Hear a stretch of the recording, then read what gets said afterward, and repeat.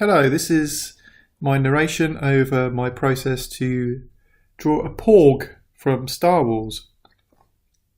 My first step was to define my canvas, which was just a square initially, and then zoom way out to start thumbnailing. This is just to get a general shape and get everything in the right place and to see that the colours are starting to work and gradually starting to zoom in already. So I started off with quite a big brush, an oil brush with maximum stiffness and no thinners, which is the way I prefer to use the oil brush. Now just working on some details, just starting to flesh it out. So I started off very simple with a few very broad paint strokes, and now I'm starting to refine a little bit. And because I'm using the oil brush, I'm sticking to a single layer, and I'm able to do a little bit of blending while I'm just adding the colours. I'm using a reference, which I suspect if you put Porg into Google, you'll be able to see this reference quite quickly. I tend to start off with quite muted colours initially, and then start adding in the darks and the lights. As you can see, the lights are starting to be added here. I'm focusing on the important lighting aspects and jump straight into the eyes as soon as possible, as I always like to do, because especially on a Porg, his eyes are very watery and very cute. That's the whole point of a Porg, really. And I wanted to get that one down as soon as possible so it would help to see where I'm going with it. As always with these pieces, I don't really plan anything out. I take a reference that I like and I get going on it. As you can see, initially I start off with some kind of thumbnail because I zoom right out to get rough composition, and then I just go for it. I may use a reference, copy off that, and then start to add my own spin on it. As you can see here, I'm just using the warp tool, which is incredibly useful to just tweak things a little bit. I wasn't quite happy with the shape. It was a bit too rectangular.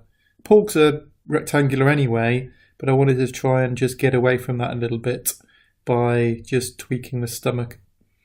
And this is part of my process where I gradually refine, tweak a few things. Flipping backwards and forwards, flipping the canvas horizontally is very useful for spotting any strangeness that you may not see initially because your eyes get tired of seeing the same view. Just adding in some details. You can see I'm using, there we go, that's a flip that I did where I could see that there was something not quite right. The shape was slightly wrong, so I was correcting that, making things a little bit more symmetrical, but not too symmetrical. Here I'm using the palette knife to start to bring out some sharp edges and to add detail. The soft palette knife is one of my favourites to do this, as you can get a very painterly effect. And also it's very good for fur because you can just bring out the strands of fur almost, but you don't really go into too much detail. You give the impression that the fur is there. And I like just moving a paint around, and that's why I like using the oil brush, because you can lay down a base layer of paint and then the palette knife comes into its own then. Again, tweaking with the warp, just undoing and redoing to see whether it works or not. I was thinking that I would just want to fatten up certain aspects and add my own style and my own tweaks to the reference. I thought that maybe I just wanted to just zoom out, just enlarge the eyes a little bit, possibly, just to exaggerate the features of a Porg. I quite like the expression on it, and I quite like the base set of colours I've got, but it does look a bit flat at the moment, and this is what I'm doing. This is something I do quite often, where I add a multiply layer and I use the bucket fill to gradiently fill, and then I either erase away on that layer, or as you can see here, I've got an airbrush with white on just to add the form back in again. Now I'm quite happy with the form. It's starting to look half decent, so I usually go to the background and get it to complement the main character. The detail comes next. I'm using my favourite sticker spray brush, the Bear Fur, just playing around with things here. I was using the spray, changing the spray variation quite a lot because I wanted control of the rotation using the brush direction, but I couldn't quite get it right. I couldn't quite get the feel for it, and that's where you can see the brushes, the Bear Fur when it's applied is at some strange angles which doesn't quite look right at times. I was just playing around with a few blend modes there. It wasn't quite working for me. This brush usually works for me, but this time it didn't quite feel right. I think I'll probably need to try and experiment on a slightly different fur brush. This is a brush that comes as part of the default installation of ArtRage. There's a fur category, which I do use. I think that's the one I use most often really. I'm changing the size of the brush here because I think I was going into too much detail before and I just wanted more impression of detail regarding the fur. As you can see, I'm changing the colour slightly between white and a grey on an overlay layer I'm using at the moment. So you can get some darks and some lights applied for detail. Playing around with the fur brushes. And I think I've got one that I think may work because the fur on a Porg is not very much like a Bear Fur. It's more fine, and this one seems to give me that fine texture that I want. But it is an overbearing, which the Bear Fur was a bit too much. I wasn't happy with the form again, so I applied the same trick by putting a multiply layer on and gradient filling, and then applying the airbrush again. Because when I was applying all the textures, it was starting to get a bit two-dimensional and flat again. So I just thought, I have an idea in my head now where I want to go with this, which is usually the way with my paintings. I'm not really sure initially.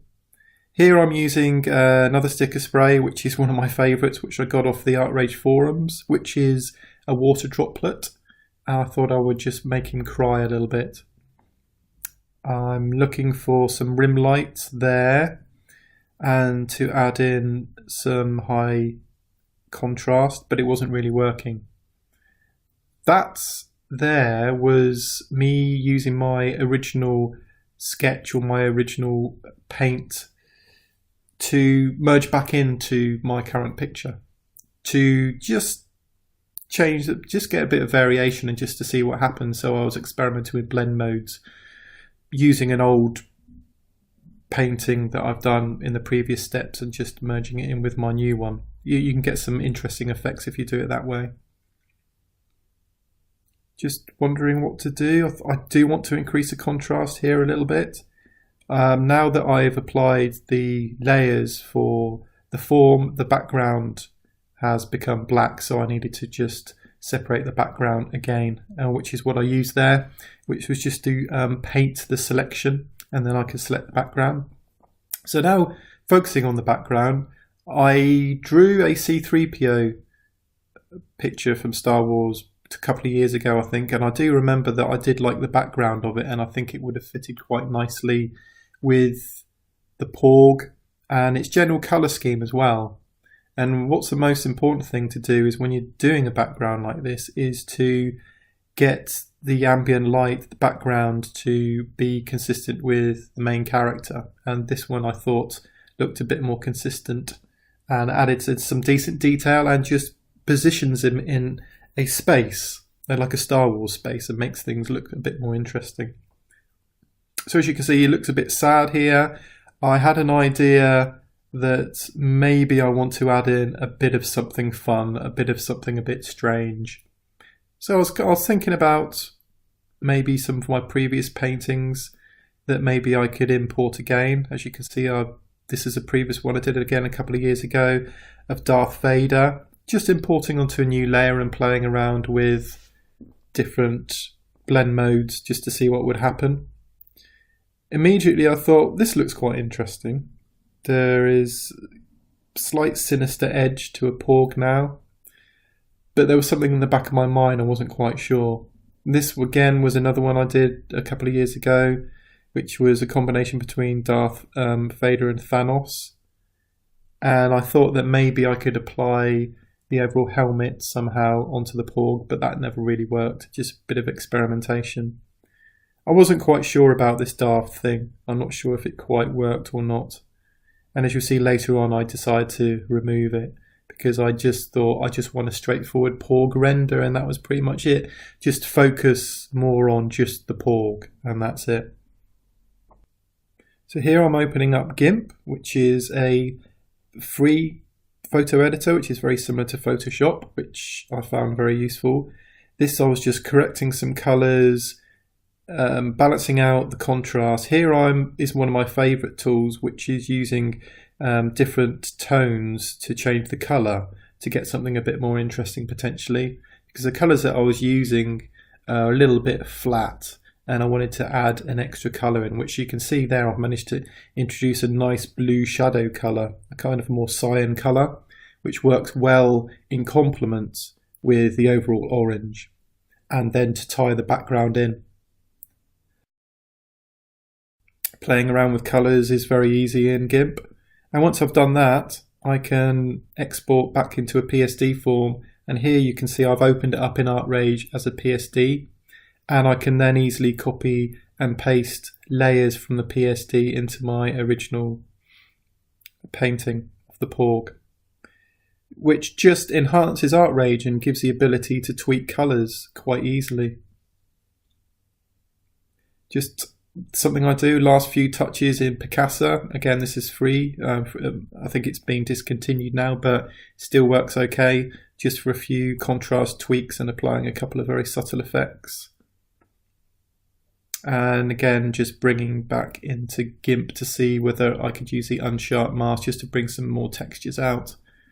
But I think I ended up discarding that. I like to bring the textures out a little bit with my paintings, but I thought there's enough there anyway. I don't need to sharpen things or apply any subtle effects to my painting.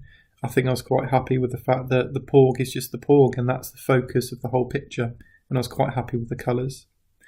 Here I'm just experimenting with a few overlays. I thought that maybe I could use an effect, some kind of lighting effect, maybe a lens flare effect, which may just enhance it, but as it turned out, I think it just took the focus away and took the contrast away from the Porg, which I didn't really want in the end. And I realised that I think I was quite happy by just having the Porg as he was. But this is a great thing about digital art. You can experiment, you can overlay things on top, you can tweak colours just to get something that you like the look of, really. Something that just feels right.